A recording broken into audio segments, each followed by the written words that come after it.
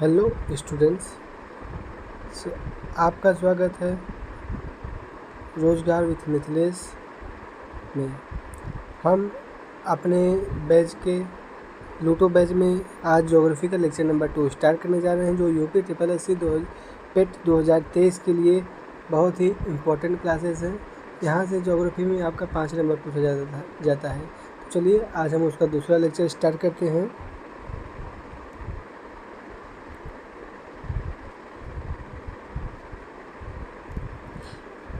ये previous lecture में हम लोगों ने सौरमंडल को स्टार्ट किया था। उससे पहले हम ब्रह्मांड के बारे में पढ़े थे, फिर हमने सौरमंडल को पढ़ा, फिर सूर्य के बारे में पढ़ा पिछले लेक्चर्स में। अब इस लेक्चर में हम सौरमंडल के ग्रहों के बारे में पढ़ेंगे। चलिए स्टार्ट करते हैं। सौरमंडल के ग्रह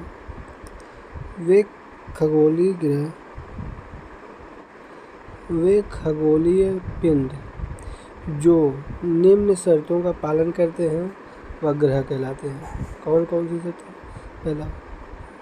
पहले वे जो सूर्य के चारों ओर परिक्रमा करते हैं, उन्हें पर्याप्त गुरुत्वाकर्षण बल जिसमें वह गोलाकार रूप ग्रहण करते हैं। जिस पिंड में गुरुत्वाकर्षण बल ज़्यादा होगा वह पिंड अधिक कठोर होगा और वह पिंड का घनत्व भी अधिक होगा। तो अगर हम देखें तो जो हमारा सूर्य है, अगर ये सूर्य माने तो सूर्य से जितनी हम दूरी पे जाते हैं ग्रहों का घनत्व उतना कम होता जाता है। तो यानी कि क्या था, सूर्य का गुरुत्वाकर्षण बल उनमें बहुत ही कम काम करता है, जिससे कि वह अधिक संपीड़ित नहीं हो पाते। ठीक है, अगला टॉपिक है उनके आसपास का क्षेत्र साफ होना चाहिए। यानी कि जो ग्रह होते हैं ग्रहों के आसपास का क्षेत्र में एस्टेरॉइड्स नहीं होने चाहिए, मेटेरॉइड यानी कि उल्कापिंड हो गया, क्षुद्रग्रह हो गए, ये सब नहीं होने चाहिए। और उनका जो पाथ है, यानी कि अगर कोई ग्रह है उसका पाथ अगर किसी अन्य पिंड के द्वारा काटा नहीं जाता तो वह ग्रह की श्रेणी में आता है। यही कारण था कि यह ग्रह की परिभाषा INU की पराग सम्मेलन में, यानी कि यह क्या INU international conference of universe था।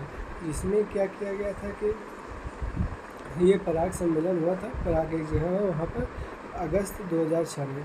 इसमें जो परिभाषा तय की गई थी उसमें जो प्लूटो है, यानी कि जो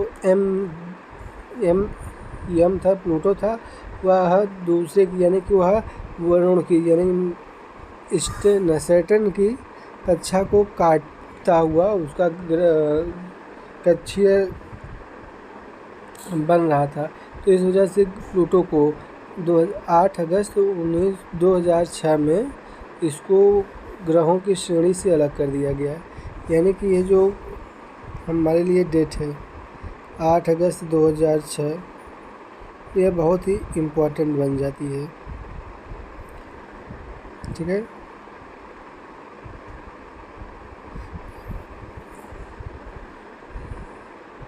यह जो है यह बहुत ही इम्पोर्टेंट डेट हो गई कि यहाँ से क्वेश्चन क्या पूछेगा, प्लूटो को कहाँ से यानी कि कब अलग किया गया था।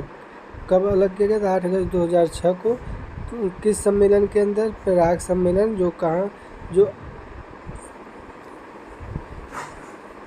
जो कि INU की पराग सम्मेलन में हुआ था। ग्रहों को हम 2 प्रकार से बांट सकते हैं। पहला क्या है, पहले हम ग्रहों को 2 प्रकार से बांट सकते हैं। किस प्रकार से? जैसे कि यह सूरज है, ठीक है, एक सूरज के बाद यह बुध, शुक्र, पृथ्वी, फिर उसके बाद मेटेरॉइड्स के वो हैं यानी उल्कापिंड के बेल्ट है, फिर उसके बाद बृहस्पति, अरुण, वरुण, और शनि है। ठीक है, तो यह जो इस बेल्ट के यानी कि ये उल्का पिंडों के मेटेरॉइड्स के बेल्ट के अंदर के ग्रह आते हैं, उन्हें आंतरिक ग्रह अथवा यहाँ मंगल भी होगा आंतरिक ग्रह या पार्थिव ग्रह कहा जाता है। इनमें कौन कौन से ग्रह आते हैं? इनमें मंगल,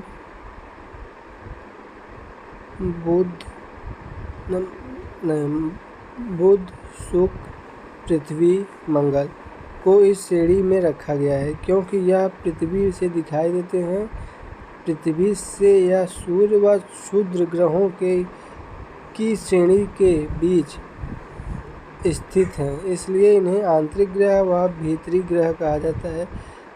इनकी विशेषता क्या है कि यह सभी चट्टानी ग्रह हैं, यानी कि यहाँ पर चट्टानें पाई जाती हैं। ठीक है, बाकी का यानी बृहस्पति ग्रह या बाहरी ग्रह, ये जो इस उल्का पिंडों के बेल्ट से बाहर के जो ग्रह हैं उनको हम चट्टानी ग्रह कहते हैं। ठीक है, जैसे कि बृहस्पति, शनि, अरुण, वरुण को हम क्या कहते हैं? बृहस्पति ग्रह कहा जाता है, बृहस्पति ग्रह भी कहा जाता है। यह सूर्य से पृथ्वी या सूर्य से बहुत दूर होते हैं और यह बहुत बड़े आकार से होते हैं। यह गैस एवं और तरल से मिलकर बने होते हैं।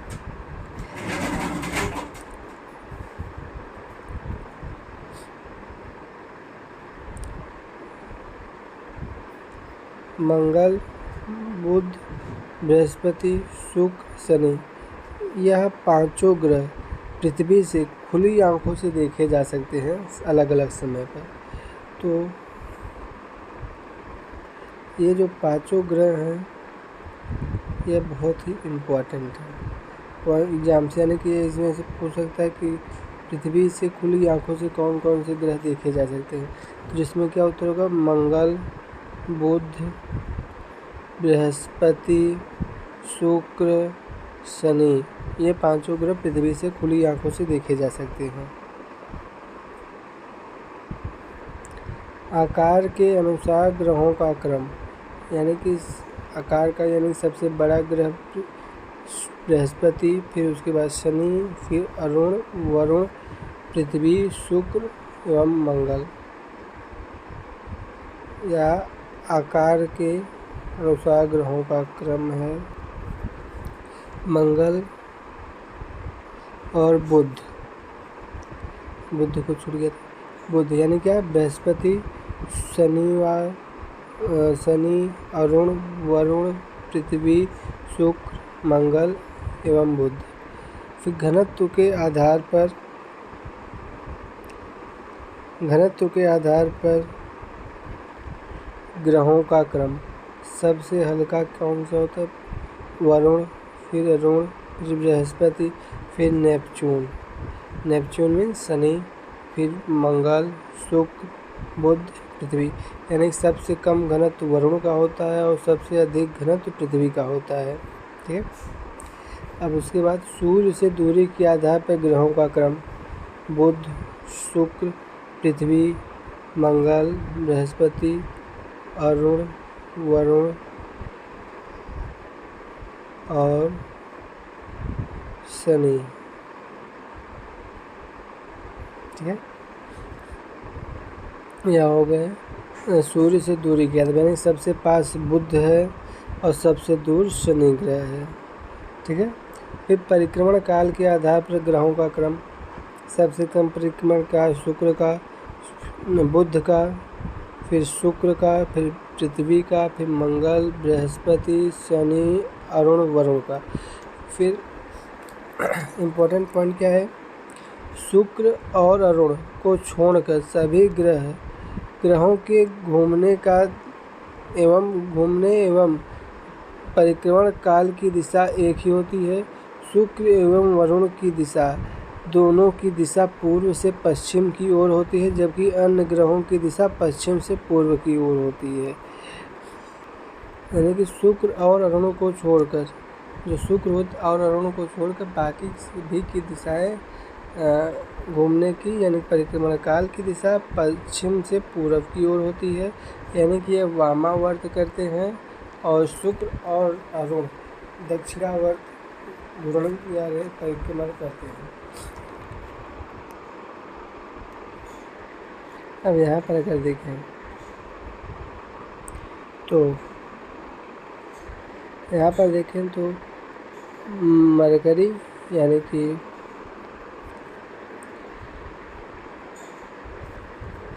बुध,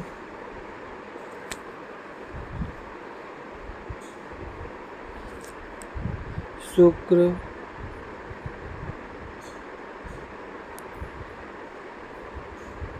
पृथ्वी,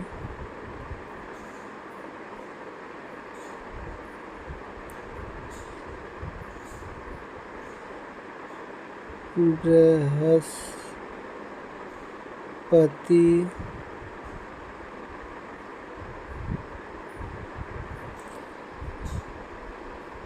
पृथ्वी बृहस्पति के बाद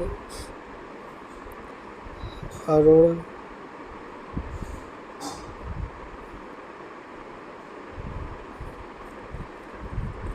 वरुण,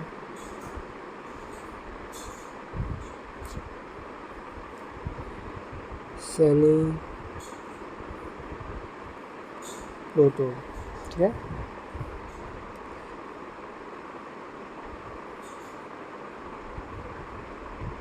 प्लूटो। अब अगर देखा जाए तो जो यहीं पर इस लाइन के अंदर यानी सॉरी यहाँ से एक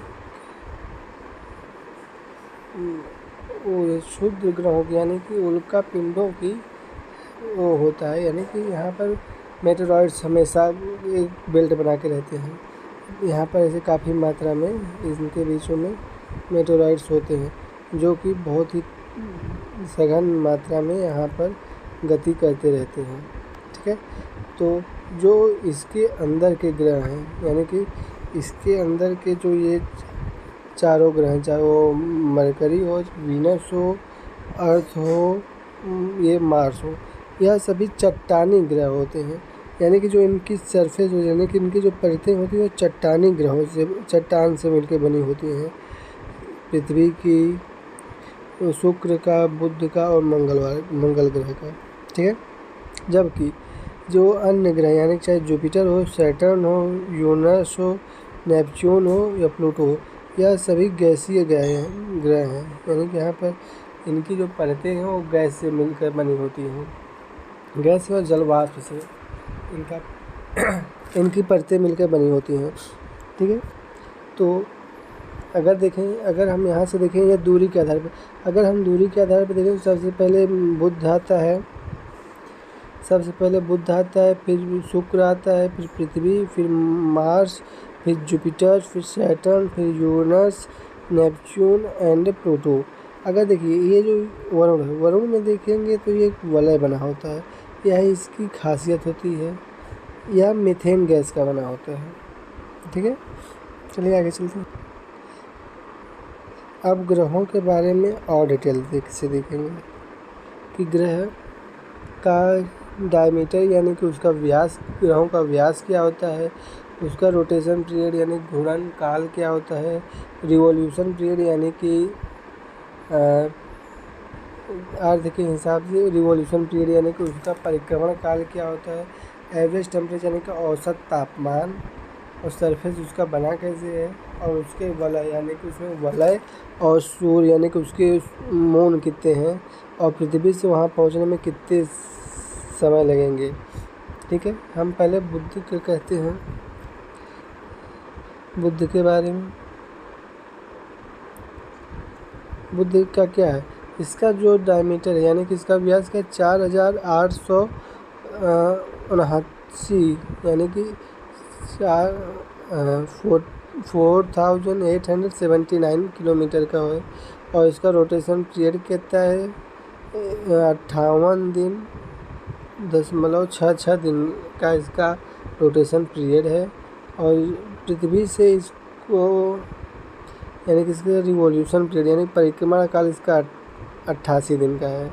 एवरेज टेम्परेचर 179 रहता है, यानी कि यहाँ पर दिन जो है अत्यधिक गर्म और दिन अत्यधिक गर्म होता है, रात अत्यधिक ठंडी होती है। इसका सरफेस क्या चट्टानों से मिलकर यानी रॉकी है। इसके पास कोई उपग्रह नहीं है और ये पृथ्वी से यहाँ पहुँचने में 5 महीने का वक्त लगता है। अब अगला ग्रह है शुक्र। अब शुक्र क्या है?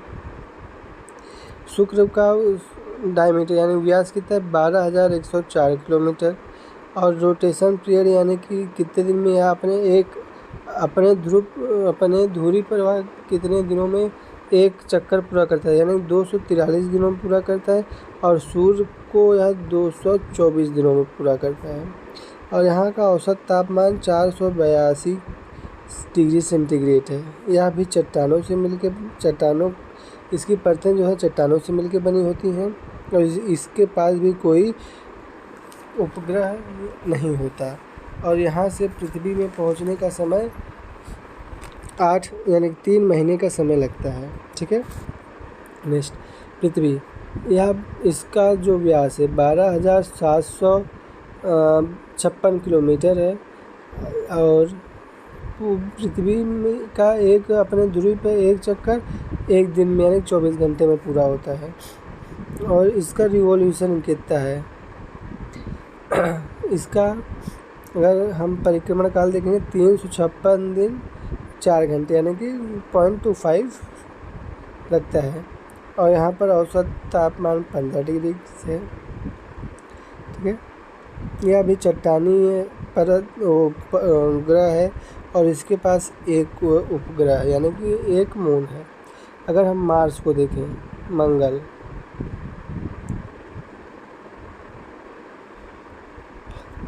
का कितना है? मंगल का व्यास जो है 6,756 किलोमीटर है और इसका घूर्णन क्या है 1.03 यानी कि लगभग पृथ्वी के समान ही है, 1 दिन लगता है और इसका परिक्रमण काल 687 दिन है। यह सूर्य की एक परिक्रमा 687 दिनों में पूरा करता है और इसका औसत तापमान -63 डिग्री सेल्सियस है। यह भी चट्टानीय ग्रह है और इसके पास 2 चंद्रमा है यानी कि 2 इसका उपग्रह हैं और पृथ्वी से यहाँ पहुँचने के समय 8 महीने का लगता है। अब जुपिटर, बृहस्पति,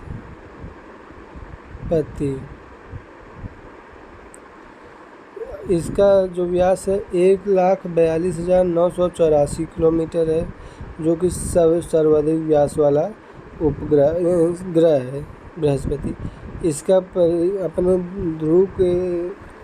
अपने ध्रुवी में यह 0.42 लगभग आधा दिन में यह पूरा कर लेता है और इसका रिवॉल्यूशन यानी कि एक परिक्रमण काल 4,332 दिनों में होता है और यहाँ का औसत तापमान -121 डिग्री सेल्सियस है। यह एक गैसीय ग्रह है यानी जो इसकी सरफेस है वो गैसों से मिलकर बनी होती है। इसके पास 60 उपग्रह हैं और रिंग्स हैं और यहाँ से पृथ्वी में पहुँचने का समय 5 साल का लगता है। और सैटर्न, अरुण,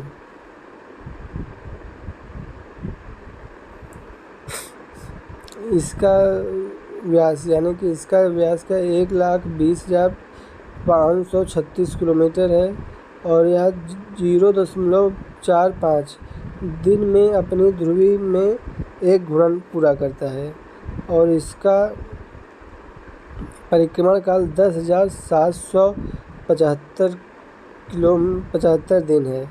इसका औसत तापमान -125 डिग्री सेल्सियस है। यह भी एक गैसीय ग्रह है। इसके पास कुल 31 उपग्रह हैं और यहाँ पर पृथ्वी से पहुँचने में समय 7 साल का लगता है। यूरेनस, वरुण,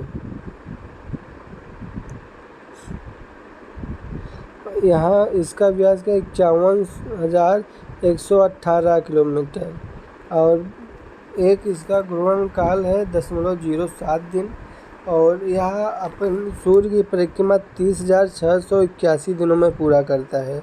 इसका औसत तापमान -193 डिग्री सेल्सियस है। यह एक गैसीय ग्रह है। इसके पास 27 उपग्रह हैं और एक रिंग है। पृथ्वी से यहाँ पहुँचने में 10 साल का वक्त लगेगा। नेपच्यून शनि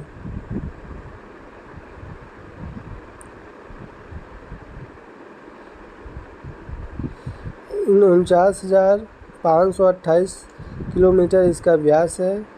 0.067 दिन लगेंगे इसको अपने ध्रुवीय में एक घूर्णन पूरा करने के लिए। 60,193 दिन लगेंगे इसको एक परिक्रमा काल पूरा करने में। औसत तापमान 173 दिन है। यह भी एक गैसीय ग्रह है जिसके पास 13 उपग्रह हैं और एक रिंग है। यहाँ पर पृथ्वी से यहाँ पर पहुँचने का समय कुल 12 वर्ष का लगेगा।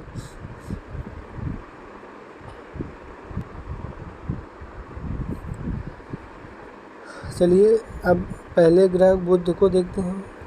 यह सूर्य का सबसे नज़दीकी ग्रह है जो सूर्य निकलने से 2 घंटे पहले पृथ्वी पर दिखाई देता है। यह सबसे छोटा एवं सबसे हल्का ग्रह है। इसके पास कोई उपग्रह नहीं है। इसका विशिष्ट गुण क्या है? इसमें चुंबकीय क्षेत्र का होना, यानी कि इस ग्रह में चुंबकीय क्षेत्र पाया जाता है। यह सूर्य की परिक्रमा सबसे कम समय में पूरा करता है, यानी कि अर्थात सौरमंडल का सर्वाधिक कक्षीय गति करने वाला ग्रह है। यहाँ दिन अधिक गर्म और रात अधिक बर्फीली होती है। तापांतर सभी ग्रहों में सबसे ज़्यादा 600 डिग्री सेल्सियस के करीब होता है। यहाँ रात और दिन का तापमान रात में -173 डिग्री, दिन में 427 डिग्री होता है। दूसरा ग्रह शुक्र है। यह पृथ्वी का सबसे निकटतम, सबसे चमकीला और सबसे गर्म ग्रह है। इसे सांझ का तारा एवं भोर का तारा कहा जाता है क्योंकि यह शाम को पश्चिम दिशा में और सुबह पूर्व दिशा में दिखाई देता है। अन्य ग्रहों के विपरीत यह दक्षिणावर्ती चक्रण करता है। इसे पृथ्वी की भगिनी भी कहा जाता है। यह गोला आकार, इसका आकार एवं विकास पृथ्वी के समान है। इसके पास कोई उपग्रह नहीं है। मंगल ग्रह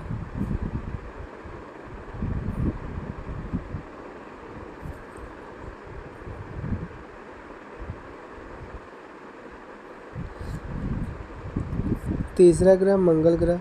यह लाल रंग ऑक्साइड इसका रंग लाल आयरन ऑक्साइड के कारण होता है। यह पृथ्वी के समान 2 ध्रुव तथा इसका कक्षीय तल 25 डिग्री के कोण पर झुका हुआ है, जिसके कारण यह पृथ्वी के समान ऋतु परिवर्तन करता है। इनके दिन का मान एवं अक्ष का झुकाव पृथ्वी के समान है। यह अपनी धुरी पर 24 घंटे में एक चक्कर पूरा करता है। इसके 2 उपग्रह फोबोस एवं डीमोस हैं।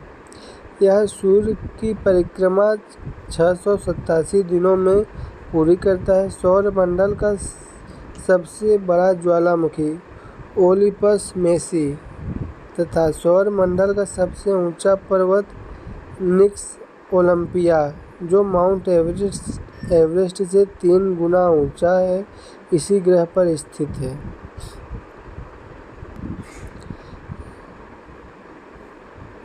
चौथा ग्रह बृहस्पति है। यह सौरमंडल का सबसे बड़ा ग्रह है। इसे अपनी ध्रुवी पर चक्कर लगाने में 10 घंटे का समय लगता है और सूर्य की परिक्रमा करने में 12 वर्ष का समय लगता है। बृहस्पति का द्रव्यमान सूर्य के द्रव्यमान से लगभग 1000वां भाग है। 1000वां भाग है यानी कि सूर्य का द्रव्यमान का 1000वां हिस्सा बृहस्पति का द्रव्यमान है। इसके उपग्रह गयानीमिड पीले रंग का सभी उपग्रहों में सबसे बड़ा उपग्रह है। पांचवें ग्रह वरुण है। इसकी खोज 1846 में जर्मन खगोलशास्त्री जोहान गालेन ने की थी। नई खगोलीय व्यवस्था में यह सुदूर से सबसे दूर स्थित ग्रह है। इसके चारों ओर अति शीतल मीथेन का बादल छाया हुआ है। इसके उपग्रह का नाम टाइटन प्रमुख है। उपग्रहों में टाइटन सबसे प्रमुख उपग्रह है। छठा ग्रह शनि है। यह आकार में दूसरा सबसे बड़ा ग्रह है। इसकी विशेषता इसके सतह के चारों ओर एक वलय है। वलयों की संख्या 7 है। मोटे प्रकाश वाले कुंडली। यह आकाश में पीले तारे के समान दिखाई देता है। इसका घनत्व सभी उपग्रहों में सबसे कम है, यानी कि यह जल में रखने पर तैरने लगेगा। शनि का सबसे बड़ा उपग्रह टाइटन है, जो कि सौर मंडल का दूसरा सबसे बड़ा उपग्रह है। यह आकार में बुध ग्रह के बराबर है, यानी कि यह इतना बड़ा है कि बुध ग्रह के बराबर है। टाइटन की खोज 1665 में डेनमार्क के खगोलशास्त्री क्रिश्चियन हाइजोन ने की थी। यह एकमात्र उपग्रह है जिसका पृथ्वी जैसा स्वयं का सघन वायुमंडल है। फोबे नामक शनि का उपग्रह, जिसकी कक्षा में घूमने की विपरीत दिशा में परिक्रमण करता है। सातवां ग्रह अरुण है। यह आकार में तीसरा सबसे बड़ा ग्रह है। इसका तापमान -215 डिग्री है। इसकी खोज 1781 में विलियम हर्शले द्वारा की गई थी। इसके चारों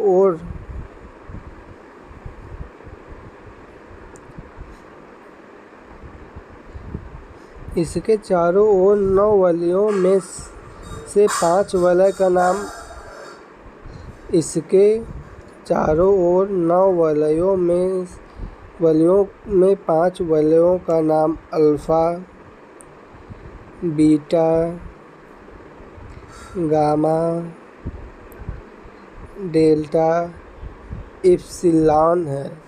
यह अपनी कक्षा में पूर्व से पश्चिम की ओर घूमता है। यहाँ पर सूर्योदय पश्चिम की ओर, सूर्यास्त पूरब की ओर होता है। इसके सभी उपग्रह पृथ्वी की विपरीत दिशा में परिक्रमण करते हैं। यह अपनी ध्रुवी पर सूर्य की ओर इतना लेटा हुआ है कि यह लेटा सा दिखाई देता है, इसलिए इसे लेटा हुआ उपग्रह कहते हैं। इसका सबसे छोटा उपग्रह टाइटेनिया है, यानी कि इस ग्रह को लेटा हुआ उपग्रह कहते हैं। यह एग्जाम में बहुत ही बार पूछा जा चुका है कि किस ग्रह को लेटा हुआ ग्रह कहा जाता है। चलिए स्टूडेंट्स, आज के लेक्चर्स में बस इतना है। कल हम इसको और आगे पढ़ाएंगे। कल हम पूरी पृथ्वी के बारे में, पृथ्वी की गति क्या होती है, पृथ्वी का